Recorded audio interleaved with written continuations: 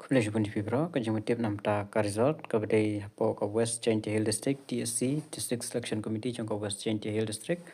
ka result kabadai jong ka LDA Lower Divisional Assistant Com Typist conducted by District Selection Committee on the 17th December 2024 is hereby declared. Tiyakan ka result la declare du arf saw January te 108 la campus lem ban yopan mi mentara singi arf pratrik. Thì candidate kibala mi hakalis kidon kumba sau khandai gudai kibala long successful ma thì kerteng ju candidate kilong one hun sungo arda kini pale estar full suyam yolang latong dathrang I manar du kirushela susana jerol pale deibor kis I jemima blossom suchang ya kentiulang shadap turoi langsungo Mercy lal faka kaumi lalu dalam mika am development rijuban tingkan daki wabun nongjingi riba nela suciang akini marbanyang susi wiadkar nion elmer lingdo damika dkar hemon mi papeng delisi dkar twinkle dkar lari mio rembai Joshua Eslamin Soda Yohun Latong Kerman Lang I Lengdo Leadership Amklu Kemen Lang Podheng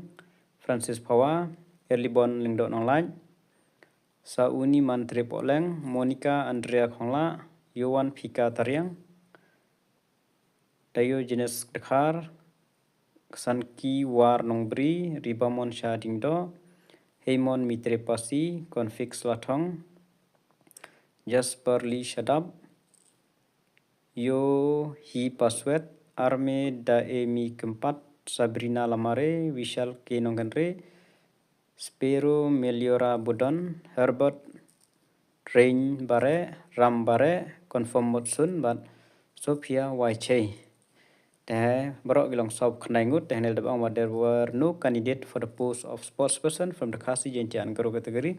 They claimed on ubade sportsperson, ban yorung kadon kapos yang sportsperson, the claimed on ubayo. They kadu kapos break and tra yang chicken exclusion. The recommendation of candidate to the post of law direction assistant com typist shall cover no claim of unless appointing authority is certified after such inquiry. Tekini kiba la mi kerteng ngatrai layo hi kale taru dan layo kale sta tegi ha manaj mi ban man pendi ki dokumen ban sub yu ke bro ban submit ki dokumen ke bro ten dala ada biang ki dokumen bro tek la long ban yo e kam